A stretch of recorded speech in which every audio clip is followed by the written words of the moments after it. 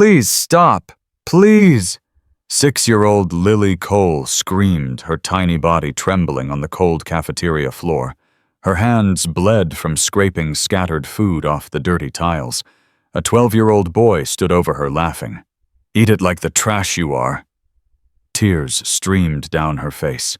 Her pink lunch tray lay shattered against the wall. A teacher watched from 10 feet away, arms crossed, doing absolutely nothing. That's when Derek Cole walked through the door, his daughter on her knees, begging, bleeding, broken. Every muscle in his body screamed for violence. But what he did next brought 200 Hell's Angels to that school's front steps. They didn't come for revenge. Before we continue, please subscribe to the channel and let us know where you're watching from in the comments. Enjoy the story. The cafeteria smelled of industrial cleaner and overcooked pasta. Most children had already returned to their classrooms. The lunch rush was over. But near the emergency exit, something was happening that would haunt Derek Cole for the rest of his life. Lily Cole, 6 years old with her mother's honey-brown eyes and her father's stubborn chin, was kneeling on the floor. Her pink lunch tray lay upside down against the wall. A bruised apple rolled slowly toward the drain. A crushed peanut butter sandwich leaked jelly onto the tiles. A carton of milk had burst open, spreading white rivers across the cold concrete. Standing over her was Brandon Hayes, 12 years old, broad shoulders, a smirk that suggested cruelty was something he had practiced and perfected. "Your kind doesn't deserve to eat at the table," Brandon said, his voice loud enough for anyone nearby to hear. "Pick it up. That's what you're good for." Lily didn't answer. She had learned that silence sometimes made danger pass faster. Her small hands trembled as she reached for a soggy piece of bread. 10 feet away, Mrs. Patricia Wells, the cafeteria supervisor, stood with her arms crossed. She watched. She waited. She said nothing. The door swung open. Derek Cole pushed through a brown paper bag in his hand. He was 45 years old, 6'2", with a salt and pepper beard and a leather vest that announced his allegiance. Hell's Angels, Texas Chapter. He had ridden 20 minutes from the diner to surprise his daughter with her favorite grilled cheese sandwich. The bag slipped from his fingers when he saw her. His body went rigid. Every muscle demanded something fierce and immediate. He imagined crossing the room in 3 steps. He imagined grabbing Brandon by the collar. He imagined the quick, satisfying physics of punishment. But then Lily looked up. There was no relief in her eyes. No gratitude that her father had arrived. There was only shame. The kind of shame that made a child look as if she was the one who had done something wrong. "Daddy," she whispered. Her voice cracked. "Please don't be mad." Derek's heart stopped. "He does this every day." Lily continued her words, barely audible. "He kicked my tray again." Again. The word struck Derek like a bullet to the chest. He turned his gaze to Mrs. Wells. She uncrossed her arms. Her posture stiffened. Her eyes darted toward the exit. "Mr. Cole," she said, her voice thin and rehearsed. "Children will be children. Lily needs to learn to stand up for herself." Derek's jaw tightened. "How long?"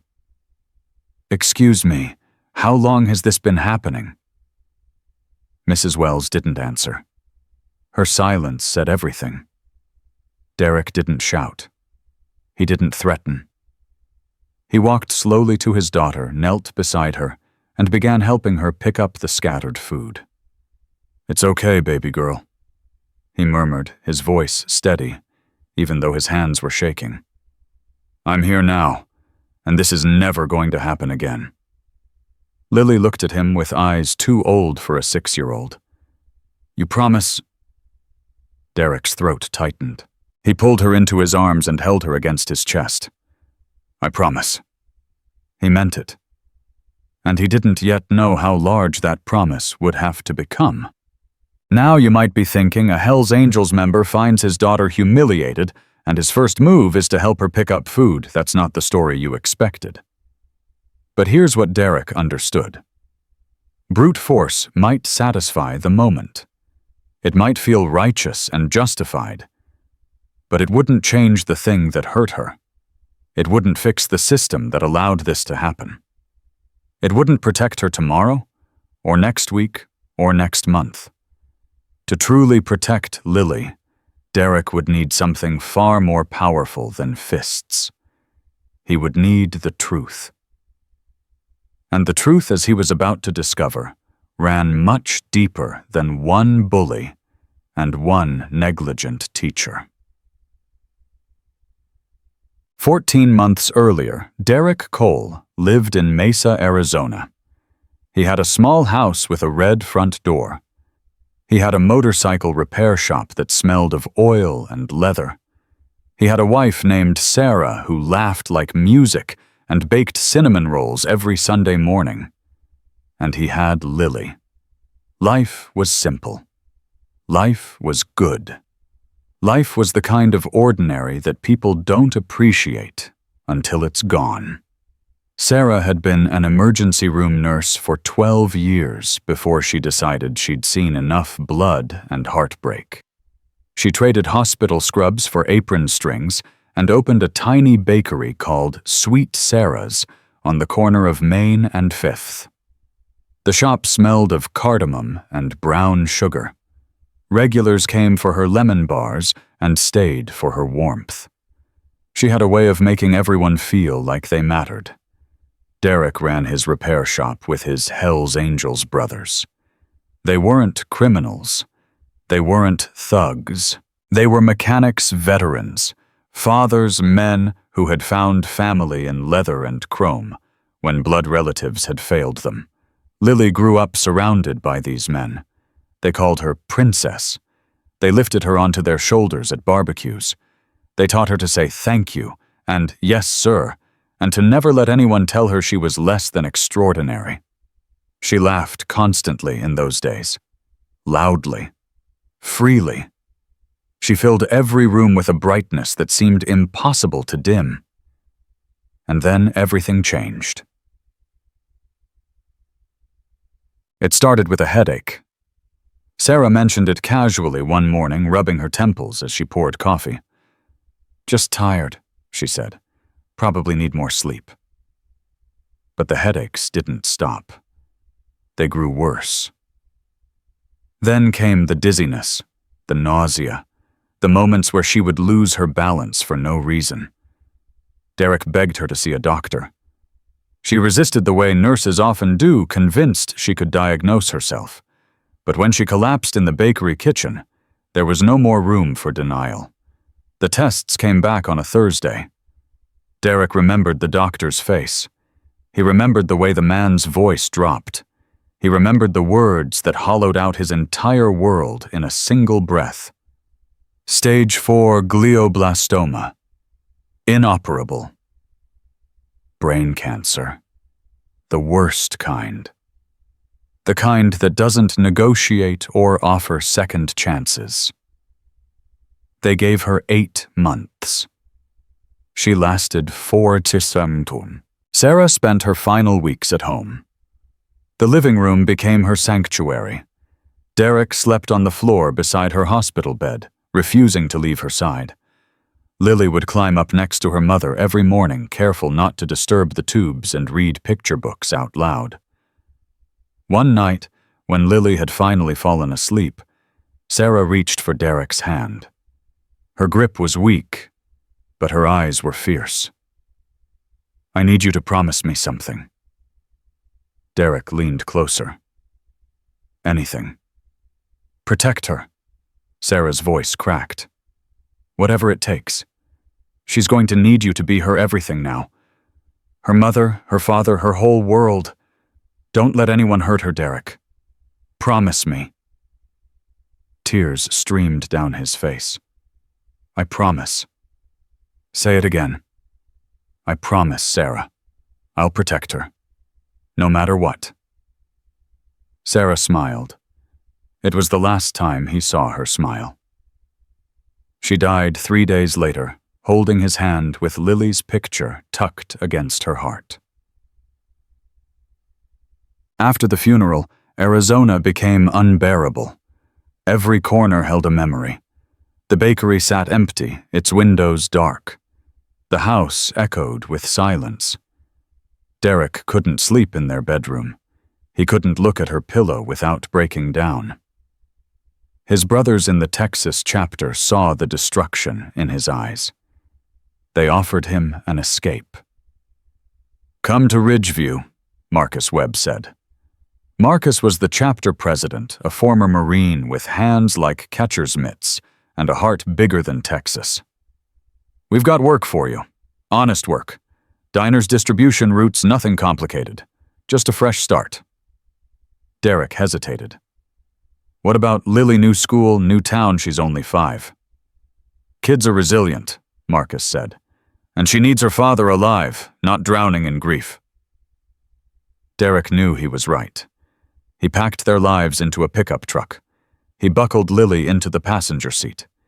He took one last look at the red front door, and then he drove east toward a sunrise he prayed would hurt a little less.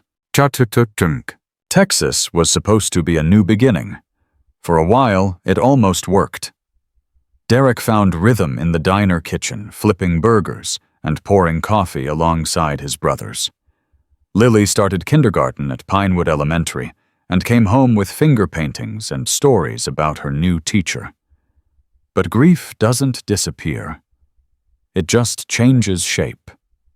By the time Lily turned 6, Derek started noticing things.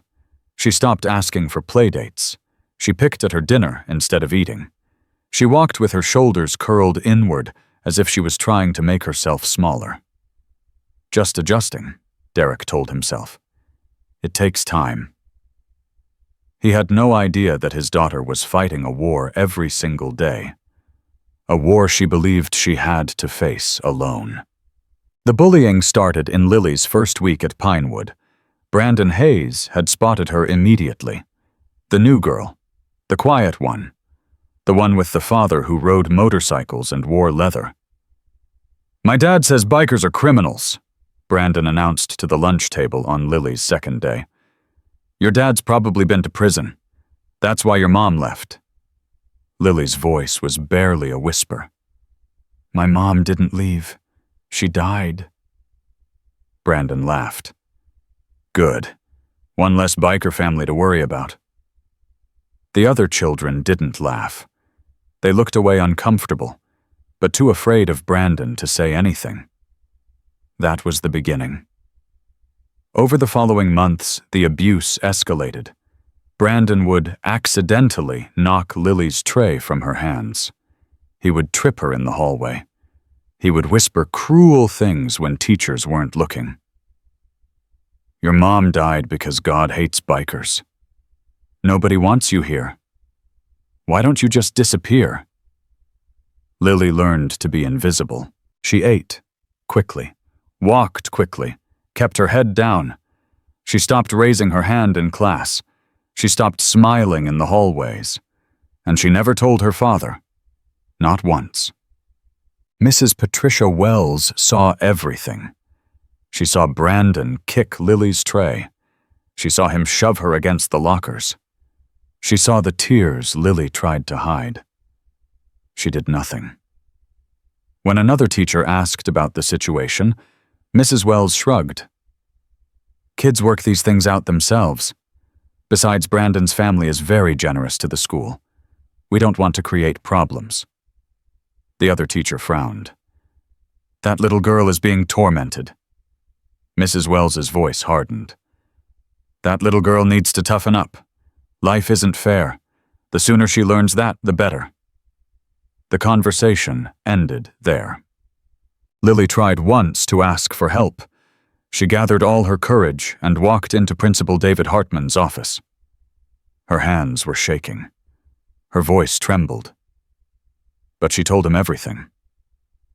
Principal Hartman listened with a patient expression that never quite reached his eyes. When she finished, he leaned back in his chair and sighed. "Lily, I understand you're having a hard time adjusting. New school, new town, losing your mother, that's a lot for anyone. But Brandon Hayes comes from a very respected family. They've donated the new computer lab, the playground equipment, the library wing. I'm sure whatever happened was just a misunderstanding." Lily's stomach dropped. "But he kicks my lunch every day. He says terrible things about my mom." "Have you tried being nicer to him? Sometimes when we're kind to people, they're kind back." "I tried. He just laughs." Principal Hartman smiled the way adults do when they've already decided not to believe you. "I'll have a word with his teacher, but I'm sure this will all blow over. Just give it time." He never had that word with anyone. Lily walked out of his office understanding something that no 6-year-old should ever have to learn. The adults who were supposed to protect her had chosen to protect someone else instead. That night she lay in bed staring at the ceiling. She thought about telling her father. She imagined his face when he heard what Brandon said about her mother. She imagined the pain it would cause him. She imagined him getting angry, getting in trouble, maybe going to jail like Brandon said bikers always did. She couldn't do that to him. He had already lost so much. He cried sometimes when he thought she was asleep. He held her mother's photograph and whispered to it in the dark. If she told him about Brandon, it would only make everything worse. So Lily made a decision. A decision that would cost her months of suffering. She decided to protect her father by carrying the burden alone. She was 6 years old. Derek found out by accident. He had planned a simple surprise.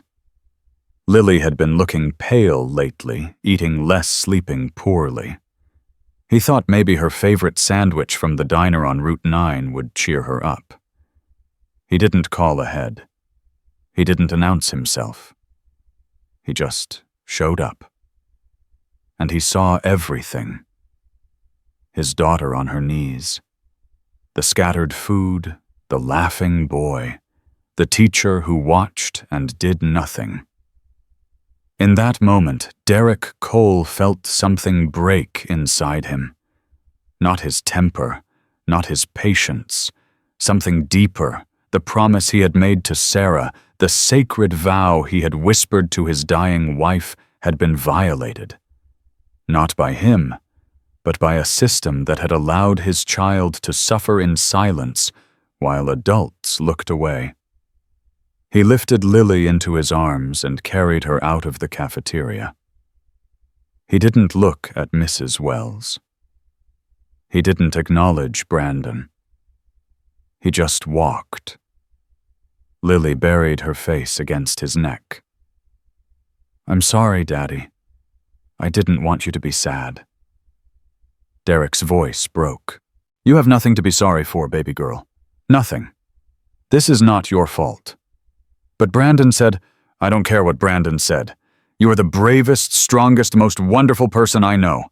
And I'm going to fix this. I swear to God, I'm going to fix this." He meant it.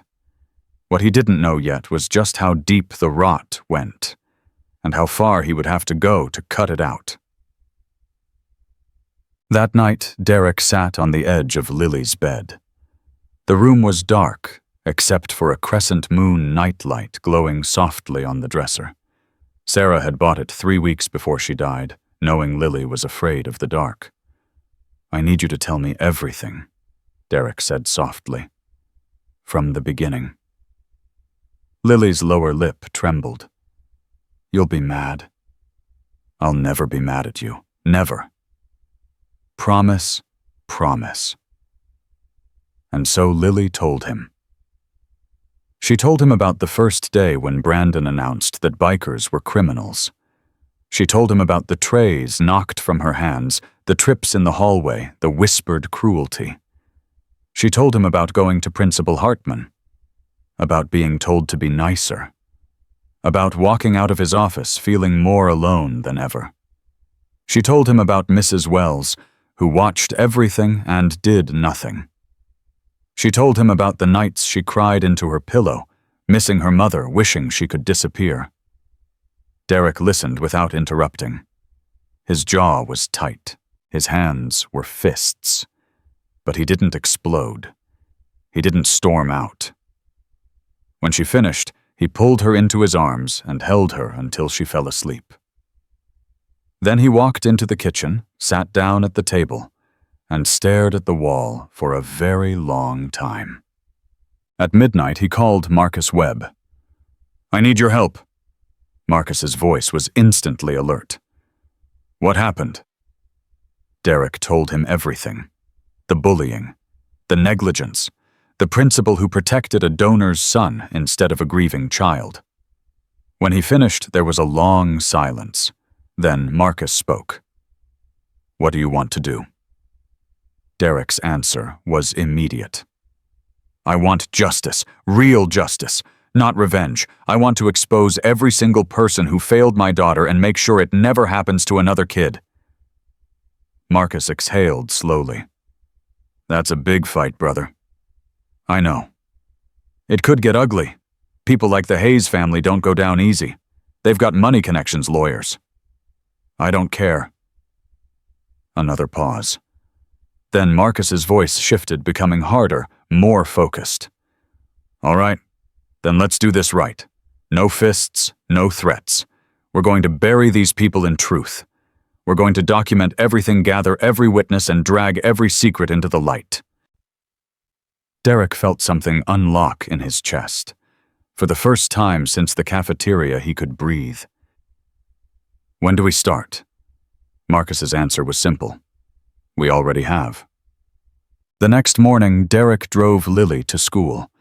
She was quiet, her eyes fixed on the window, watching the trees blur past.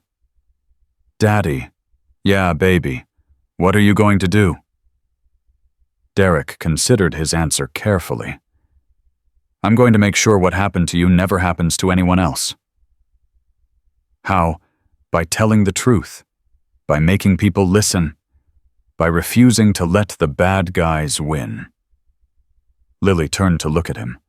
Her eyes were still too old, too heavy, too knowing. But somewhere deep inside them, Derek saw something new. Hope. "Will it work?" Derek smiled. "It will, I promise." Lily nodded slowly. Then she reached over and took his hand. "Mom would be proud of you." Derek's throat tightened. He couldn't speak. He just held her hand and drove. At Pinewood Elementary, Principal David Hartman sat in his office reviewing budget projections. He had no idea that in less than 2 weeks, 200 motorcycles would line up outside his school. He had no idea that the quiet biker who had carried his daughter out of the cafeteria was about to become his worst nightmare. He had no idea that the empire of silence he had built was about to come crashing down. All he knew in that comfortable morning hour was that the Hayes family donation had just been deposited. He smiled and sipped his coffee. Derek didn't sleep that night. He sat at the kitchen table with a notepad and a pen, writing down everything Lily had told him. Names, dates, incidents, the pattern of abuse that had gone unchecked for months. At 6 a.m., his phone buzzed. Marcus Webb. "I'm outside. Let's ride." Derek grabbed his jacket and stepped onto the porch. Marcus sat on his Harley engine, idling 2 cups of coffee balanced on the tank. "Brought you fuel," Marcus said, handing him a cup. "We've got a long day ahead." Derek took a sip. "Where do we start?" "The school, but not through the front door. We're going to watch first. Document everything. I want to know exactly what happens in that building before we make a move." They rode to Pinewood Elementary and parked across the street behind a row of oak trees. For 3 hours, they watched. They saw Brandon Hayes shove a smaller boy against the fence during recess. They saw Mrs. Wells glance over, then look away. They saw Principal Hartman walk past the incident without breaking stride. Derek's hands gripped the handlebars until his knuckles turned white. "Easy," Marcus said. "We're not here to react. We're here to record."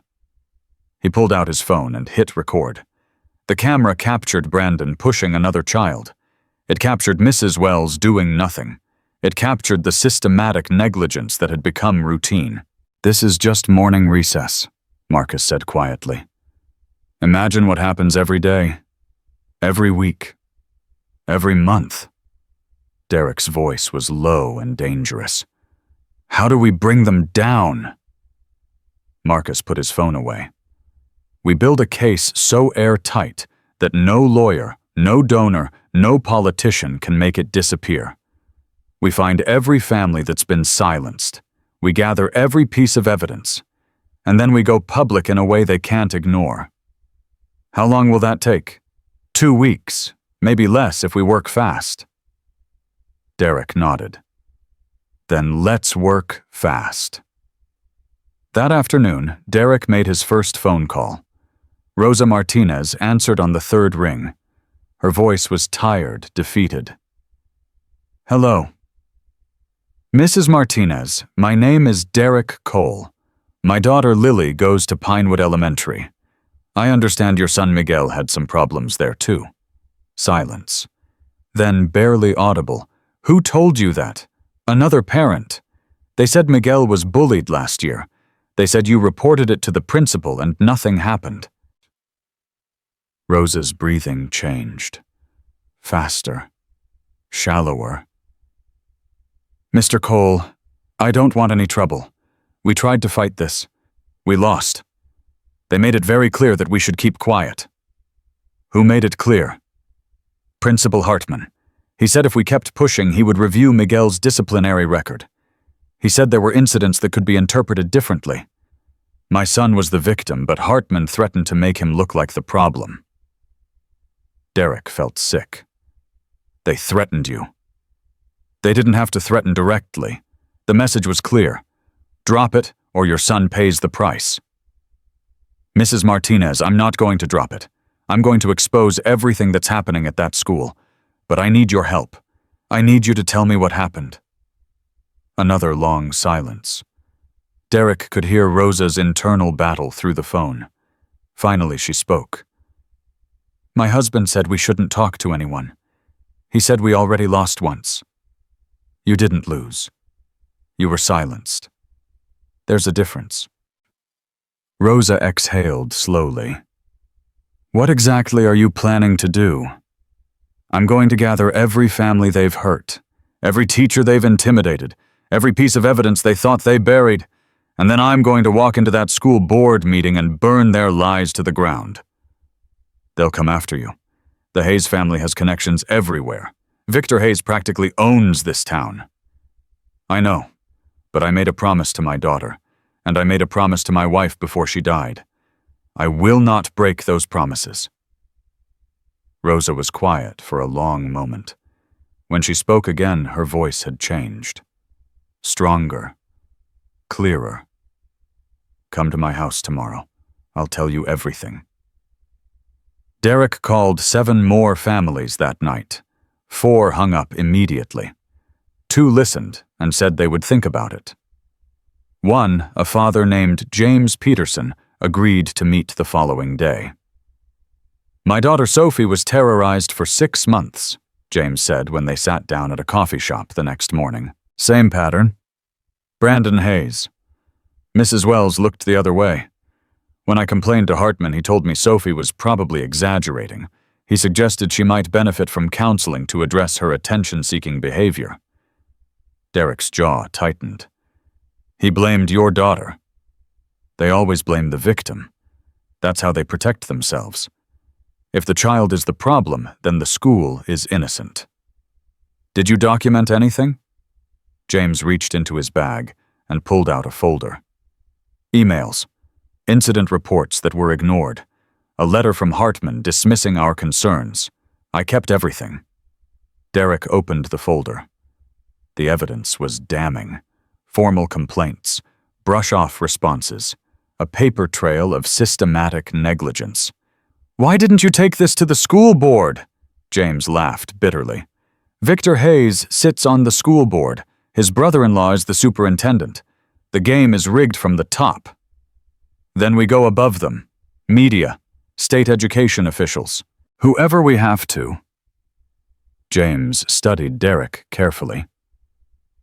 You're really going to do this to take on the Hayes family? I don't have a choice. My daughter was on her knees picking food off the floor while adults watched and did nothing. That's never going to happen again. Not to her, not to anyone. James nodded slowly. Then count me in. Whatever you need. By the end of the week, Derek had assembled a coalition. 12 families, 47 documented incidents, 8 teachers who had witnessed abuse and been told to stay silent. One of those teachers was Emily Sanders, a young woman who had taught at Pinewood for only 2 years. She met Derek in the parking lot after school, nervously checking over her shoulder every few seconds. If they find out I talked to you, I'll lose my job. They won't find out. Not until we're ready. Emily's hands shook as she spoke. I saw Brandon push your daughter down the stairs last month. I reported it to Mrs. Wells. She told me I must have misunderstood what I saw. When I pushed back, she said I should focus on my classroom and stop creating problems. Derek felt rage building in his chest. Did she put that in writing? No, but I wrote my own memo. I dated it and kept a copy at home. I knew something was wrong. I knew they were covering things up. Can you testify at a school board meeting? Emily hesitated. They'll destroy me. They'll try. But there will be 200 people standing with you, and every news camera in Texas. Emily looked at him. Something shifted in her eyes, fear giving way to something harder. My grandmother was a teacher for 40 years. She told me once that teaching means protecting children even when it costs you everything. I forgot that for a while. I let fear win. It's not too late to remember. Emily nodded slowly. I'll testify. But you have to promise me something. Name it. Promise me these kids will be protected. Promise me that when this is over, things will actually change. Derek held her gaze. I promise. Meanwhile, Marcus Webb had been running his own investigation. As a former Marine intelligence officer, Marcus knew how to dig. He knew how to follow money trails. He knew how to find the secrets people thought they had buried. What he uncovered about Victor Hayes made his blood run cold. Sit down, Marcus told Derek when they met at the chapter clubhouse. This is bigger than we thought. He spread documents across the table. Financial records, donation receipts, internal school communications obtained through a contact at the district office. Victor Hayes has donated $2.3 million to Pinewood Elementary over the past 8 years. Not just to the general fund. Direct payments to specific programs. The computer lab. The playground. The library wing. Every major improvement that school has made came from his wallet. So he bought them. It's worse than that. Look at this. Marcus pointed to a bank statement. 3 years ago, Principal Hartman's nephew applied for a job at Hayes Construction. No experience, no qualifications. He was hired at $65,000 a year. Derek stared at the paper. Hartman's nephew works for Hayes? Gets better? Mrs. Wells received a $10,000 bonus last Christmas. Anonymous donor. But the payment came through a shell company that traces back to Hayes Holdings. They're all on his payroll. Effectively, yes. Hartman protects Brandon because his family depends on Hayes for income. Wells stays silent because Hayes pays her extra to look the other way. The whole system is compromised. Derek leaned back in his chair. This isn't just negligence. This is corruption. Systematic corruption. And it's been going on for years. Your daughter isn't the first victim. She's just the latest. How do we prove it? Marcus smiled grimly. We already have. Bank records, employment records, email communications, a clear pattern of quid pro quo. This is enough to trigger a state investigation. Will the state actually investigate? They will when 200 bikers show up at a school board meeting with cameras rolling and evidence that can't be ignored. Derek looked at the documents spread across the table. Years of abuse, years of cover-ups, years of children suffering while adults protected their paychecks. When do we move? School board meets in 9 days. That gives us time to coordinate with the other families, prep our testimony, and alert the media. We hit them with everything at once. No warning. No time to spin. And if they try to shut us down, Marcus's voice hardened. They won't, because by the time they realize what's happening, the whole world will be watching. That night, Derek tucked Lily into bed. She had been quieter than usual, sensing that something big was happening. She didn't ask questions, but her eyes followed him everywhere. Daddy, are you going to fight the bad people? Derek smoothed her hair back from her forehead. I'm going to tell the truth about them. That's the most powerful weapon there is. Is the truth stronger than their money? Derek paused. Such an old question from such a young voice. Yes, baby. In the end, the truth is always stronger. Sometimes it takes a while. Sometimes it hurts before it helps. But the truth wins. Lily was quiet for a moment. Then she reached under her pillow and pulled out a photograph. Sarah's photograph. The one Derek thought he had lost. I talk to Mommy sometimes, Lily whispered. I tell her about school, about Brandon, about everything. Derek's heart shattered. You do? She doesn't answer. But I feel like she listens. Is that crazy? No, sweetheart. That's not crazy at all. I told her you were going to fix things. I told her you were brave like she always said. Derek couldn't speak. Tears rolled down his cheeks. Lily reached up and touched his face. Don't cry, Daddy. Mommy said crying was okay. She said it means you love someone so much it hurts. Derek pulled her into his arms and held her tight. I love you, Lily. More than anything in this world. I know. I love you too, Daddy. That night after Lily fell asleep, Derek stood in the backyard staring at the stars. He thought about Sarah, about the promise he made, about the long road ahead. He thought about all the families who had been silenced, all the children who had suffered, all the adults who had chosen comfort over courage. And he made himself another promise. This time, silence would not win. The next morning, everything changed. Derek was preparing breakfast when his phone rang. The caller ID showed a number he didn't recognize. Mr. Cole. The voice was professional. Cold. This is Attorney Warren Blake. I represent Victor Hayes. Mr. Hayes is aware of certain activities you've been engaged in recently. Activities that could be characterized as harassment and defamation. Derek's grip tightened on the phone. I'm not sure what you're talking about. I think you know exactly what I'm talking about. You've been contacting families, gathering information, making accusations against Mr. Hayes' son and against employees of Pinewood Elementary. Those aren't accusations. They're facts.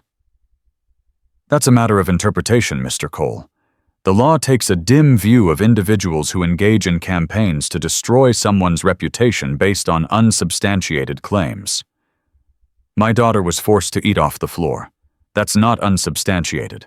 That's what I witnessed with my own eyes. Children have conflicts, Mr. Cole. It's unfortunate, but it happens. What's happening now is that you are attempting to weaponize a minor schoolyard incident to attack a respected family. Derek laughed. Schoolyard incident. Your client's son has been terrorizing children for years. Teachers have been bribed to look the other way. The principal has been protecting a bully because his family takes money from Hayes. There was a pause on the other end. When Blake spoke again, his voice was harder. Mr. Cole, I'm going to be very direct with you. If you continue down this path, you will face legal consequences. Mr. Hayes has considerable resources. He will pursue defamation charges. He will seek damages. And given your association with a certain motorcycle organization, I suspect a thorough examination of your background might yield some uncomfortable findings. Is that a threat? It's a professional observation. You're a single father with a young daughter. Is this really a battle you want to fight? Derek felt something cold and clear settle into his bones. Let me tell you something, Mr. Blake. I watched my wife die 14 months ago. I held her hand while she took her last breath. Before she died, she made me promise to protect our daughter. I intend to keep that promise. Admirable sentiment. But sentiment won't protect you in court. I'm not looking for protection.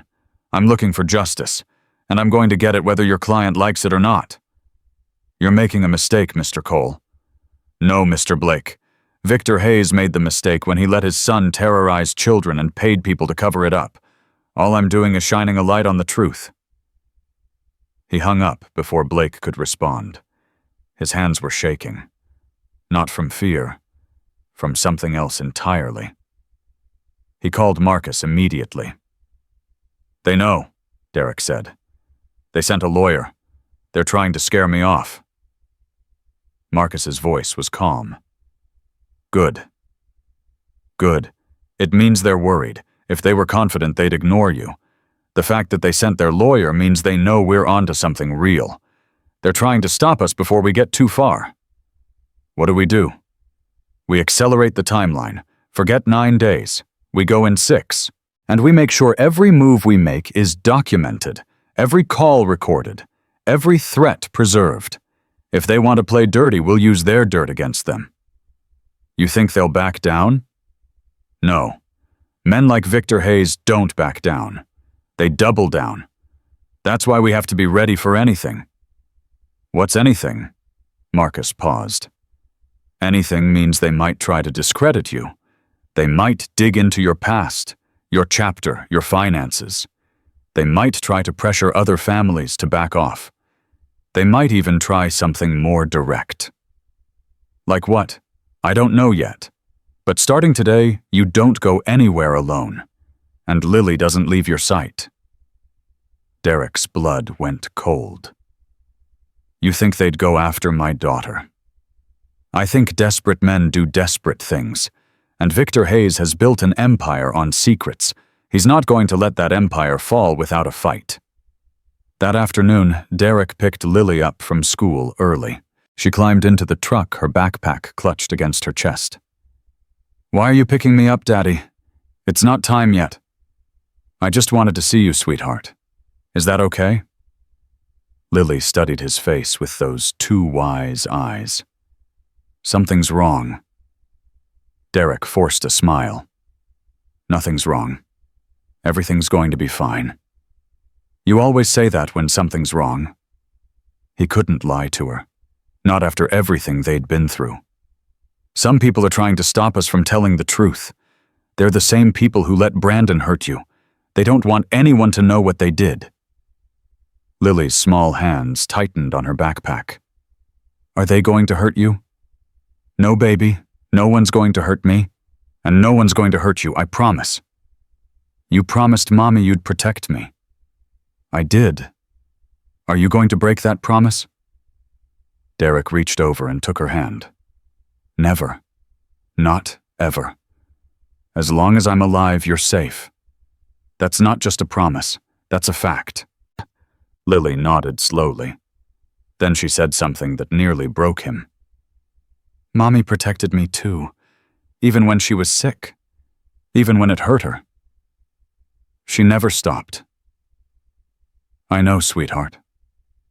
She was really brave. The bravest person I ever knew. Lily looked out the window, watching the trees pass by. I want to be brave like her. I want to help you fight the bad people. Derek's throat tightened. You already are brave, Lily. The bravest 6-year-old in the world. Really, really. And when this is over, everyone's going to know it. 3 days before the school board meeting, Derek received a visitor. He was working in the diner kitchen when Marcus walked in with a woman Derek didn't recognize. She was in her 50s, well-dressed, with sharp eyes that missed nothing. Derek, this is Patricia Nguyen. She's a reporter with the Houston Chronicle. She's been covering education corruption stories for 15 years. Patricia extended her hand. Mr. Cole, Marcus has told me about your situation. I'd like to hear more. They sat in a back booth away from prying ears. Derek told her everything. The bullying, the cover-ups, the threats from Victor Hayes' lawyer. Patricia listened without interrupting, taking occasional notes. When Derek finished, she sat back and studied him. You understand what you're up against. Victor Hayes has spent decades building influence in this community. Politicians owe him favors. Business owners depend on his contracts. Half the school board has accepted donations from his foundation. I know. If I write this story, it's going to get ugly. They'll attack you personally. They'll try to discredit everything you say. They might even come after me. Are you willing to do it anyway? Patricia smiled. Mr. Cole, I've been waiting for a story like this my entire career. A story where the little guy fights back against a corrupt system and wins. Most of the time, the system wins. Most of the time, people give up. But every once in a while, someone refuses to quit. I'm not quitting. I can see that. So here's what we're going to do. I'm going to verify every piece of evidence you have. I'm going to interview every family, every teacher, everyone willing to talk. And then the morning of the school board meeting, I'm going to publish the most comprehensive exposé this district has ever seen. Why wait until the meeting? Maximum impact. If I publish before, they'll have time to prepare a response, spin the story, discredit the witnesses. But if the story drops the same morning as your testimony, they'll be blindsided. They won't be able to control the narrative. Derek nodded. What do you need from me? Everything. Every document. Every recording. Every name. And I need you to trust me. I just met you. Patricia leaned forward. I know. But I've been doing this for a long time. I've seen what happens when communities let corruption fester. Children suffer. Families break apart. Good people lose faith. This story matters. Not just for your daughter, but for every child in that school. Derek looked at Marcus.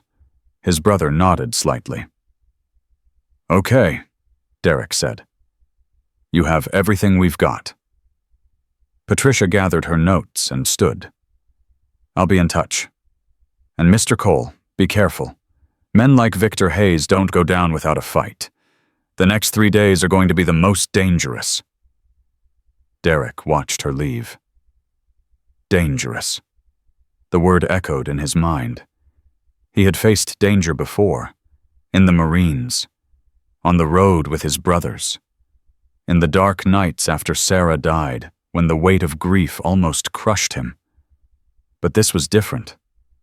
This time he wasn't just fighting for himself. He was fighting for Lily. For every child who had been told to stay silent. For every parent who had been threatened into submission. For every teacher who had been forced to look away.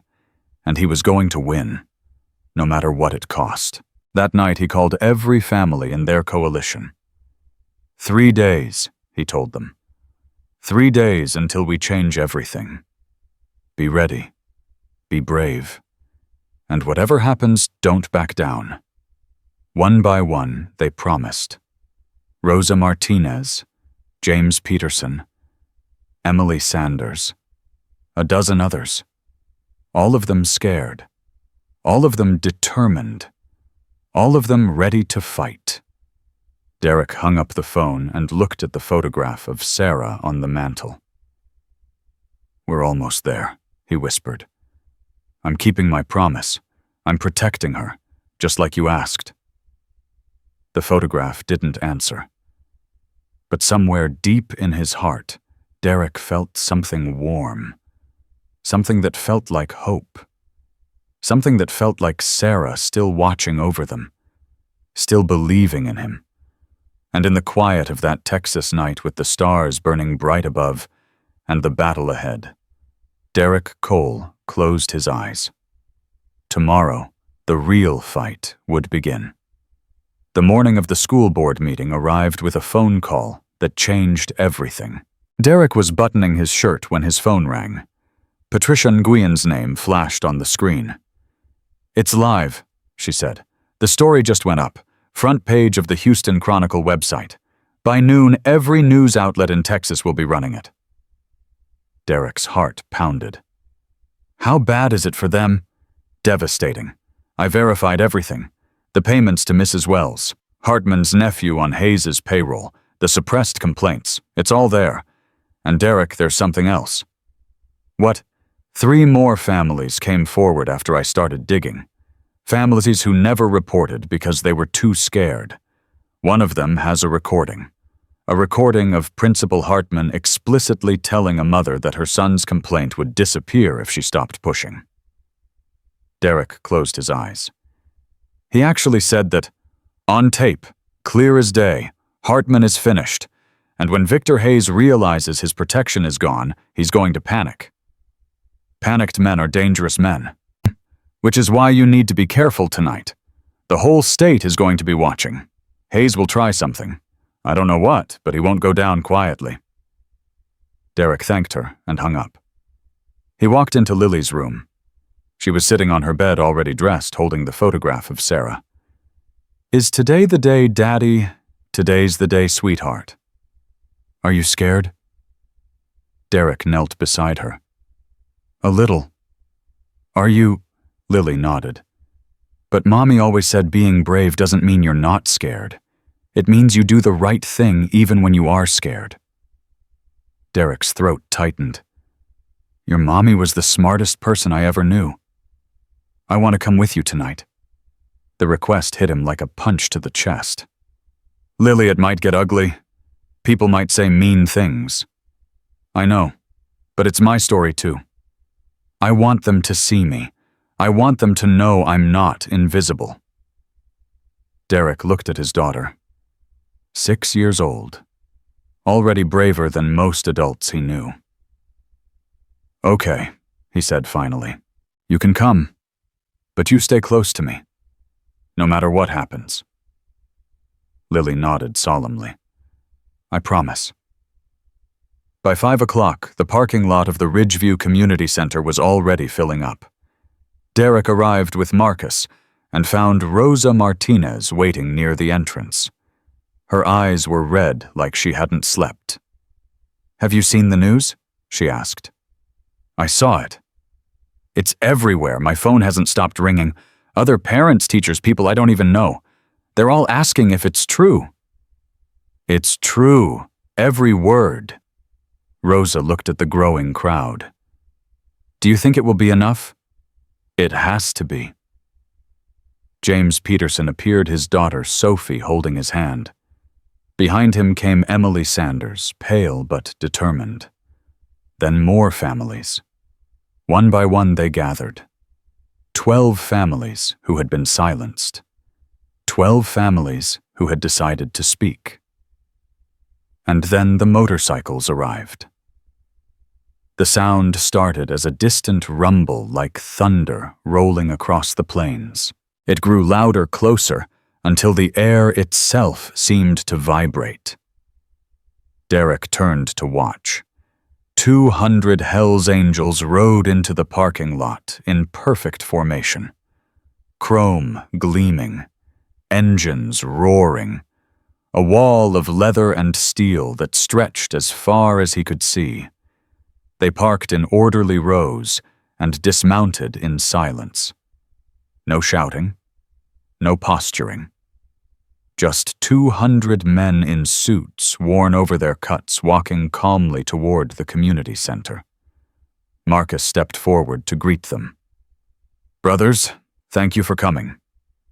An older rider with a gray beard and weathered hands clasped Marcus's shoulder. "You called, we answered. That's what family does." Derek felt something swell in his chest. Pride. Gratitude. The overwhelming knowledge that he wasn't fighting alone. Lily tugged on his hand.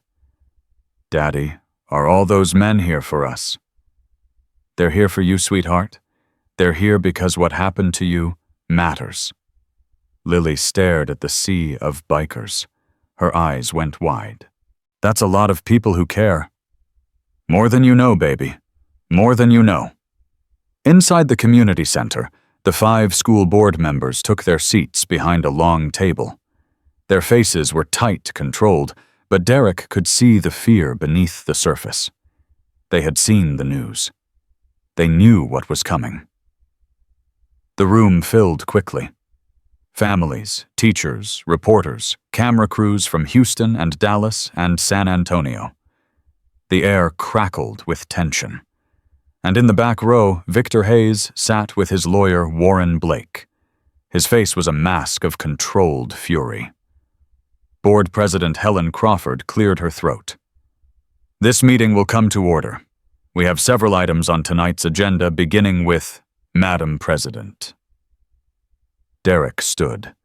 His voice cut through the room like a blade. "I'd like to address the board." Crawford's eyes narrowed.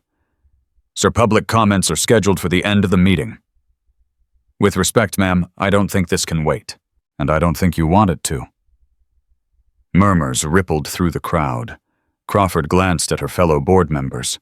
They looked terrified. "Fine," she said tightly. "You have 5 minutes." Derek walked to the microphone. His hands were steady. His voice was clear. "My name is Derek Cole. 14 months ago, my wife Sarah died of brain cancer. Before she died, she made me promise one thing: protect our daughter, whatever it takes." He paused, letting the words settle. 3 weeks ago, I walked into the cafeteria at Pinewood Elementary to surprise my daughter with lunch. What I found instead broke something inside me. His voice dropped lower. My 6-year-old daughter Lily was on her knees, picking food off the floor, trembling, while a 12-year-old boy stood over her laughing, and while a teacher watched and did nothing. Gasps echoed through the room. Cameras flashed. I wanted to hurt someone that day. I wanted to grab that boy and teach him a lesson he'd never forget. But I didn't. Because violence wouldn't fix what was broken. Violence wouldn't change the system that allowed my daughter to suffer in silence for months. Derek turned and looked directly at Principal Hartman, who sat in the second row. Hartman's face had gone gray. I tried the right way first. My daughter tried the right way. She went to Principal Hartman and told him what was happening. Do you know what he said? Derek's voice hardened. He said Brandon Hayes comes from a respected family. He said she should try being nicer. He said it would all blow over. Hartman shifted in his seat. Sweat beaded on his forehead. But it didn't blow over. It got worse. And when other families complained, their complaints disappeared too. Because Victor Hayes had donated $2.3 million to this school. Because Principal Hartman's nephew works at Hayes Construction. Because Mrs. Patricia Wells received $10,000 last Christmas to look the other way. The room erupted. People shouted. Camera crews pushed forward. Board members looked at each other in panic. Helen Crawford banged her gavel. Order, order! Derek waited for the noise to subside. Then he continued. I'm not here for revenge. I'm not here to threaten anyone. I'm here because 47 children were bullied at Pinewood Elementary over the past 5 years. 47 complaints that were ignored. 47 families that were silenced. He gestured toward the back of the room. And I'm here with 200 men who rode from across Texas because they believe children matter more than donations. They're not here to intimidate. They're here to witness. They're here to make sure the truth can't be buried again. Derek reached into his jacket and pulled out a thick folder. In this folder, you'll find documentation of every suppressed complaint. Bank records showing payments to school employees. Employment records proving quid pro quo arrangements. Audio recordings of administrators dismissing victims. He placed the folder on the table in front of the board. The Houston Chronicle published their investigation this morning. State education officials have been notified. But the decision about what happens next is yours. You can continue protecting the powerful, or you can finally protect the children you were elected to serve. Derek stepped back from the microphone. The room was silent. Then Victor Hayes stood up. His face was red. His hands were shaking. His carefully maintained composure had shattered. "This is outrageous," he shouted. "This man is a criminal. He's part of a motorcycle gang. He's using his daughter as a prop to destroy a respected family." Derek didn't flinch. "Mr. Hayes, I've never been arrested. I've never been convicted of any crime. I served 8 years in the United States Marine Corps. I've paid taxes, followed the law, and raised my daughter the best I could after her mother died. Can you say the same about protecting children?" Hayes's lawyer grabbed his arm. "Victor, sit down. This isn't helping." But Hayes pulled free. "You have no idea who you're dealing with. I built this town. I fund the programs that keep this school running. Without me, there would be no computers, no playground, no library. And with you," Derek said quietly, "there were 47 children who learned that money matters more than their safety." Hayes lunged forward. 2 of his associates grabbed him and held him back. "You'll regret this," Hayes screamed. "I'll destroy you. I'll take everything you have." Derek looked at him calmly.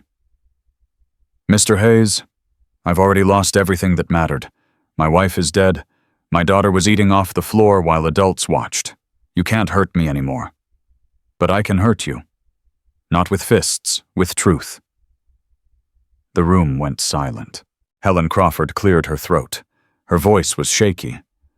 "Mr. Cole, the board will take a brief recess to review the materials you've provided." "Take all the time you need, ma'am. We're not going anywhere." The board members filed out. The moment they disappeared, the room exploded with noise. Reporters surrounded Derek. Cameras flashed. Questions flew from every direction. Marcus pushed through the crowd and grabbed Derek's shoulder. "That was incredible, brother." "It's not over yet?" "No. But you drew blood. Hayes is rattled. The board is terrified. Now we just have to finish it." Rosa Martinez appeared, tears streaming down her face. "Thank you. Thank you for doing what I couldn't do." Derek shook his head. "You're here. You're standing up. That's all that matters." Across the room, James Peterson was talking to Patricia and Gwyn.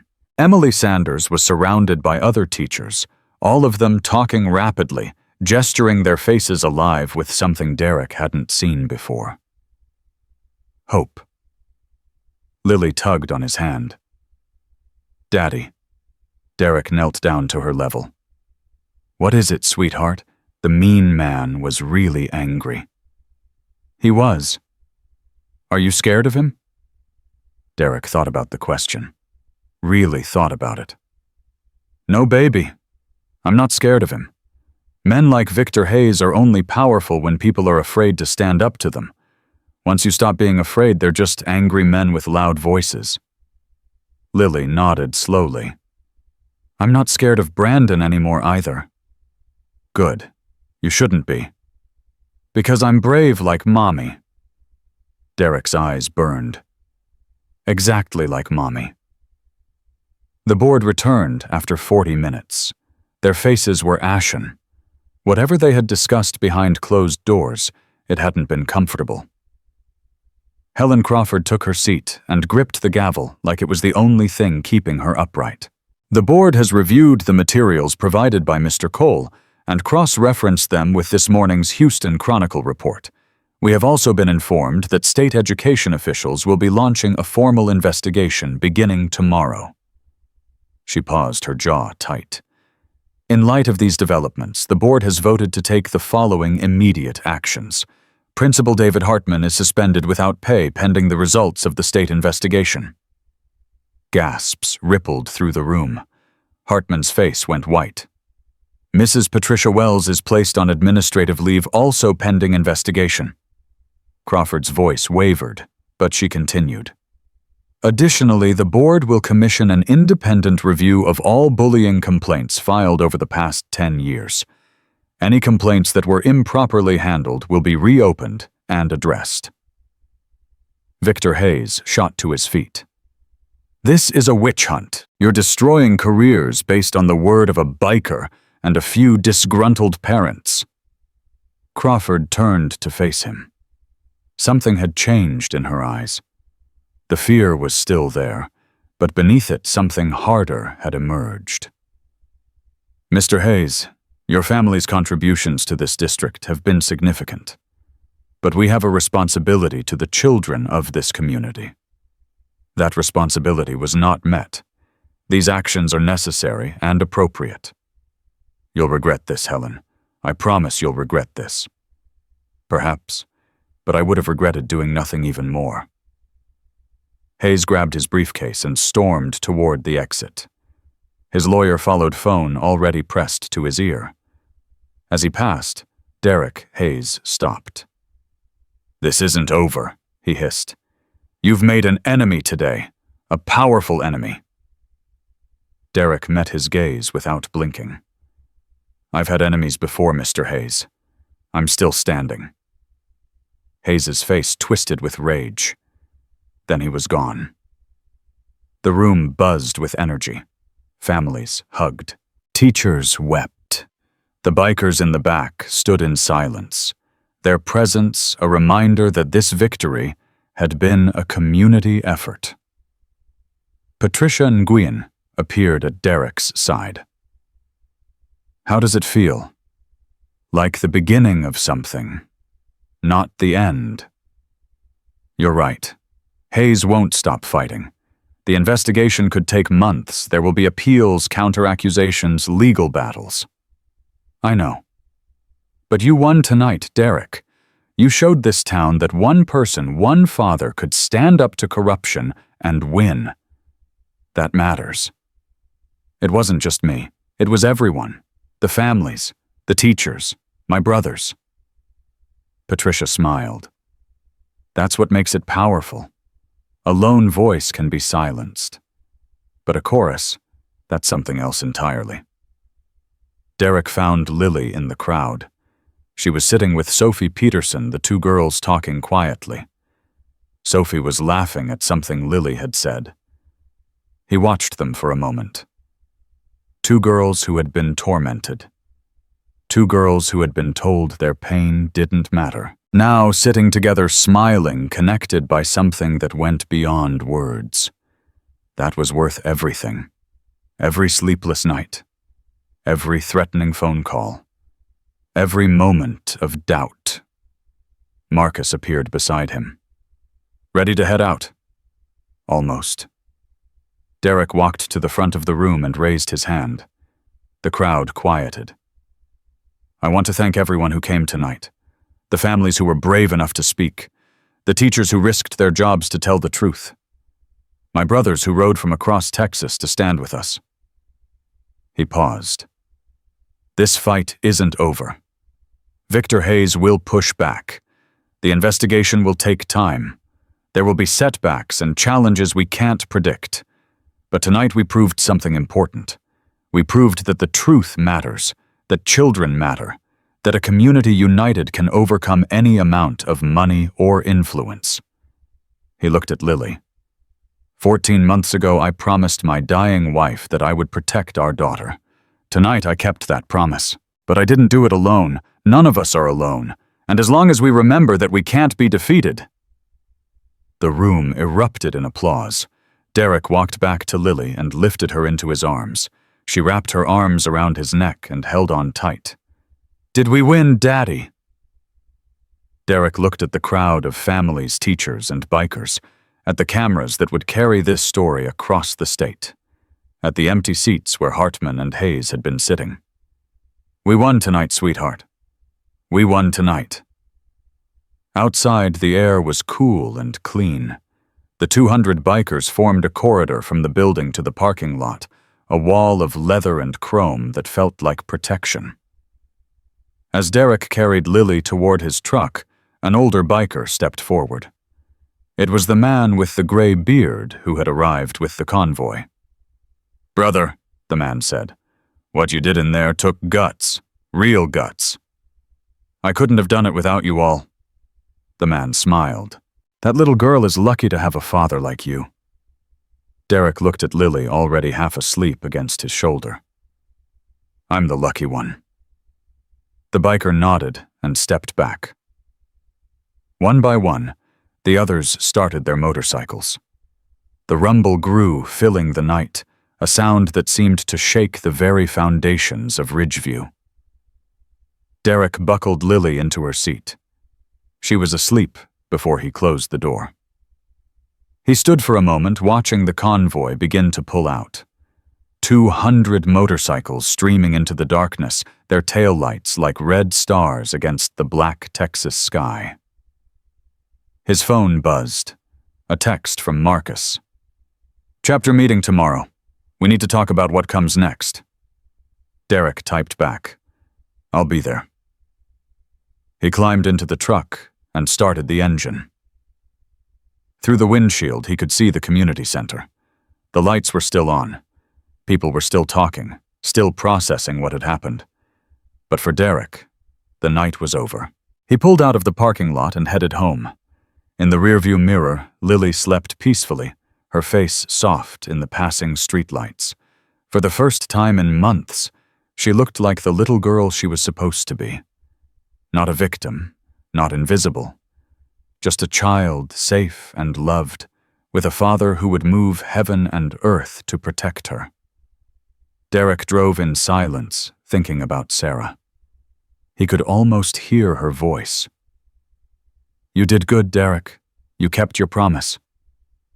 A single tear rolled down his cheek. He wiped it away and kept driving. Tomorrow would bring new challenges, new battles, new obstacles. But tonight, for the first time since Sarah died, Derek Cole felt something he thought he had lost forever. Peace. The fallout came faster than anyone expected.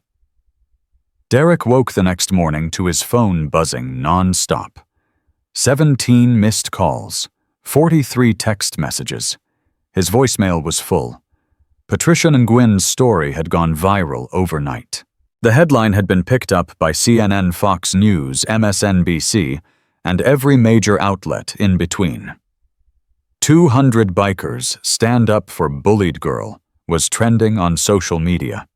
Videos from the school board meeting had been viewed over 3 million times.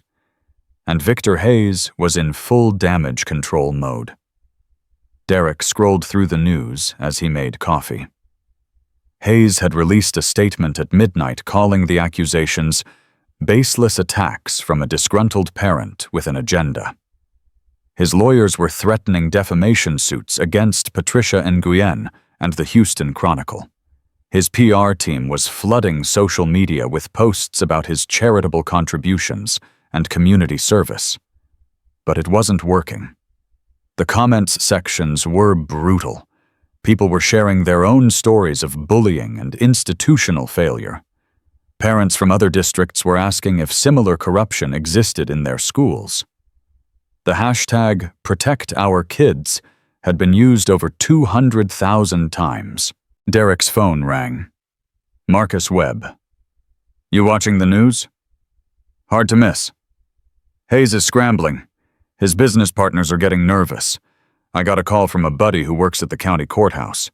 3 civil lawsuits were filed this morning against Hayes Hartman and the school district."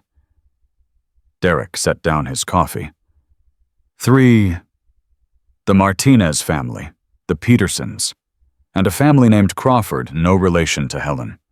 Their son was bullied so badly 3 years ago that they had to transfer him to private school. They never reported because Hayes personally called the father and threatened to destroy his business. Hayes called him directly. And guess what? The father recorded the call. Derek felt the ground shift beneath him. He recorded it.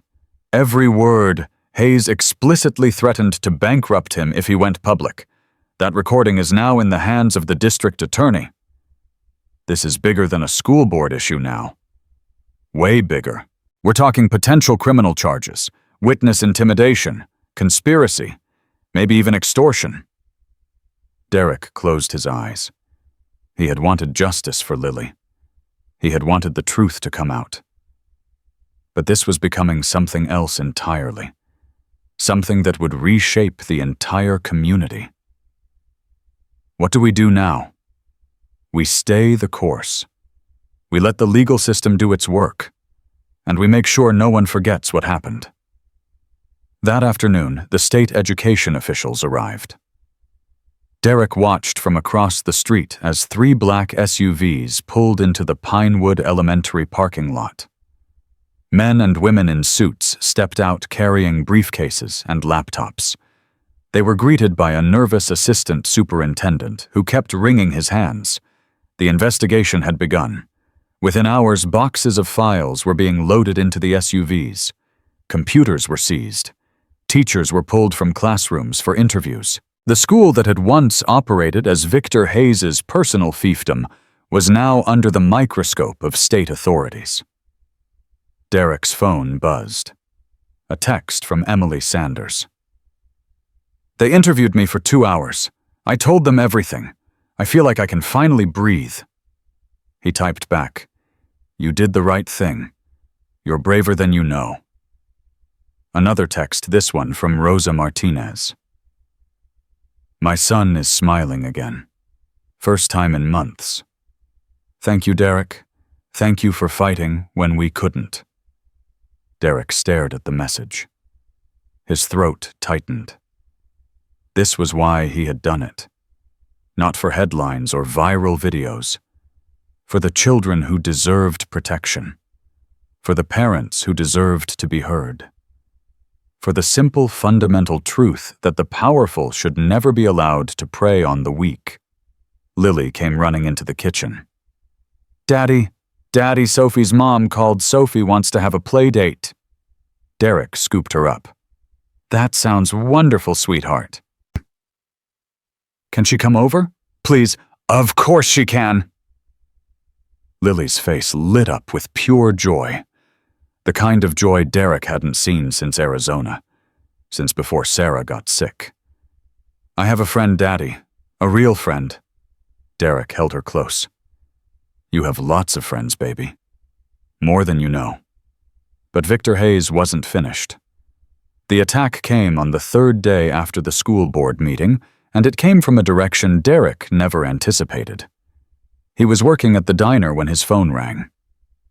An unknown number. "Mr. Cole, this is Detective Raymond Torres with the Ridgeview Police Department. We need you to come to the station." Derek's blood went cold. "What's this about?" "We received a complaint this morning. An allegation of assault. The complainant is Brandon Hayes." "What?" "According to Brandon, you grabbed him and threatened him in the school parking lot 3 days before the board meeting. He claims he has bruises consistent with being grabbed forcefully." Derek gripped the phone so hard his knuckles went white. That's a lie. I've never touched that boy. I've never even spoken to him. I understand, sir, but we're required to investigate all complaints. Can you come in voluntarily, or do we need to issue a warrant? Derek's mind raced. This was Hayes's countermove. If he couldn't win in the court of public opinion, he would try to win in an actual court. Get Derek arrested, destroy his credibility, turn the narrative. I'll come voluntarily, but I want my lawyer present. That's your right, sir. We'll see you at 2 o'clock. Derek hung up and immediately called Marcus. They're trying to frame me. Brandon Hayes filed a false assault complaint. Marcus's voice was calm but hard. Where are you? The diner. Stay there. I'm making some calls. Don't talk to anyone until I get there. An hour later, Derek sat in the Ridgeview Police Department interview room with Marcus and a lawyer named Thomas Wright, a former prosecutor who now worked with families in crisis situations. Detective Torres sat across from them, a folder open on the table. Mr. Cole, let me be clear. This is a preliminary interview. You're not under arrest. We're simply gathering information. I understand, but I want it on record that I have never touched, threatened, or even spoken directly to Brandon Hayes. The first time I saw him was in that cafeteria when he was standing over my daughter. Torres nodded.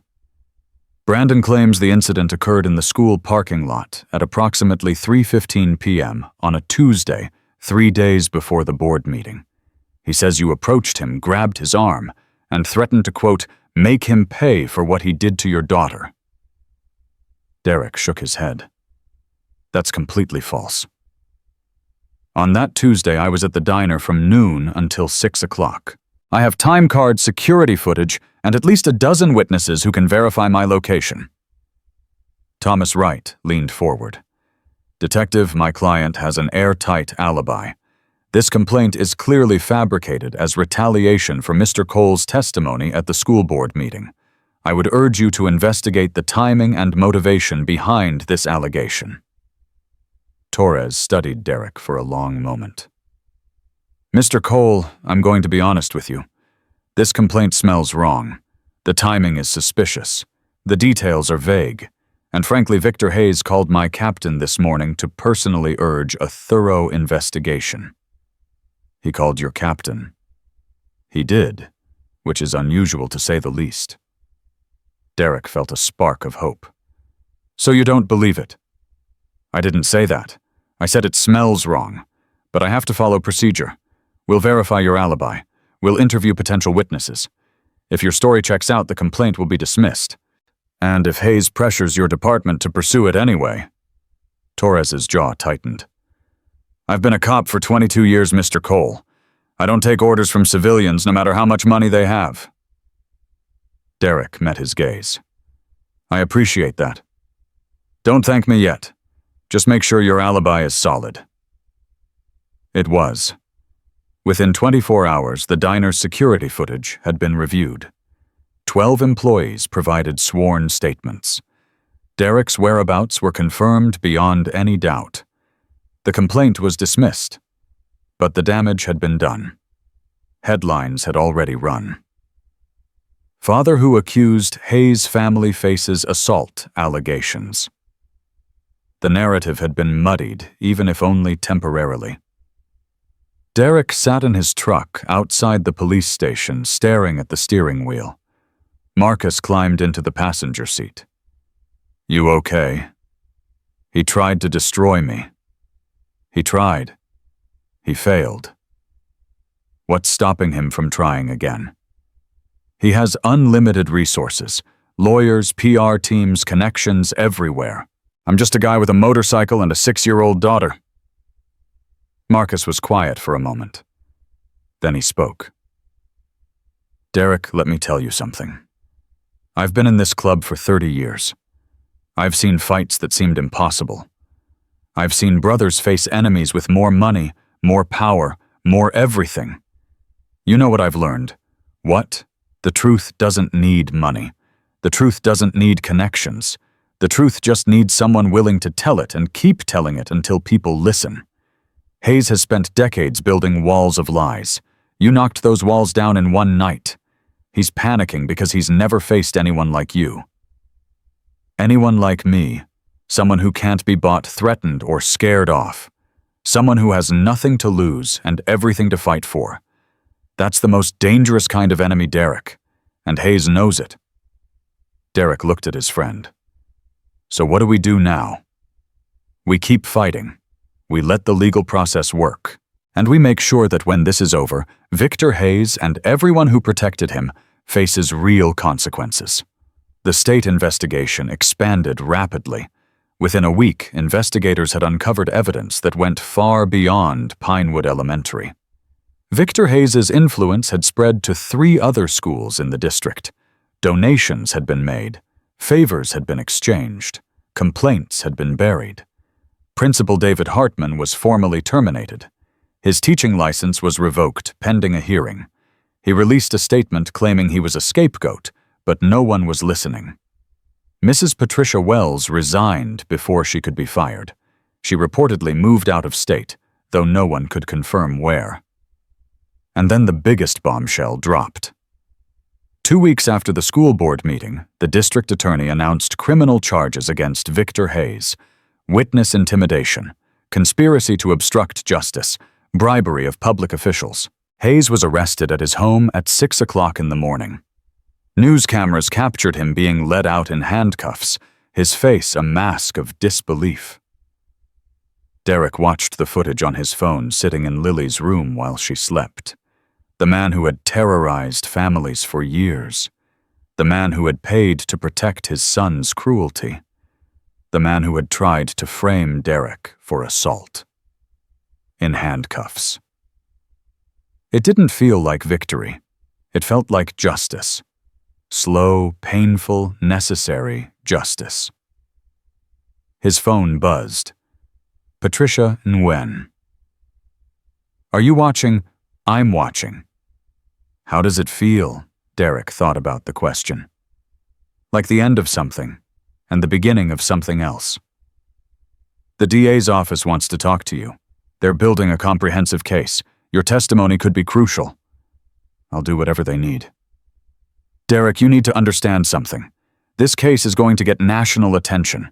Hayes' lawyers are going to fight with everything they have. It could take years to resolve. Are you prepared for that? Derek looked at Lily, peaceful in her sleep. I'm prepared for whatever it takes. The community response was overwhelming.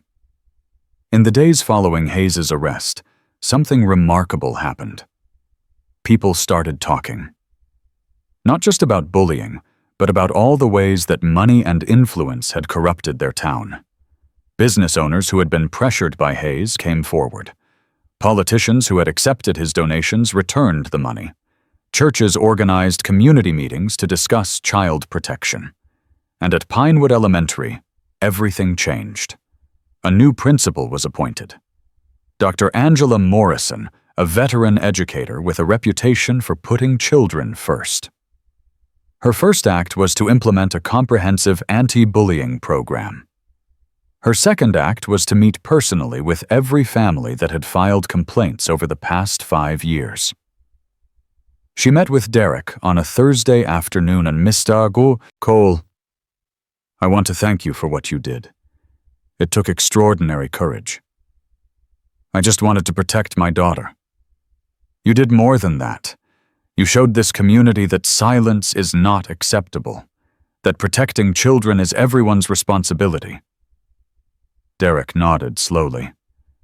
What happens to Brandon Hayes? Dr. Morrison's expression grew serious. Brandon has been transferred to a behavioral intervention program. He'll receive intensive counseling and therapy. His actions were terrible, but he's also a child who was never taught that cruelty has consequences. You think he can change? I think everyone deserves the chance to change. Whether they take that chance is up to them. Derek thought about that, about cycles of behavior, about learned cruelty and learned kindness. I hope he takes it, not for my sake, for his. Dr. Morrison smiled. You're a good man, Mr. Cole. I'm just a father trying to keep a promise.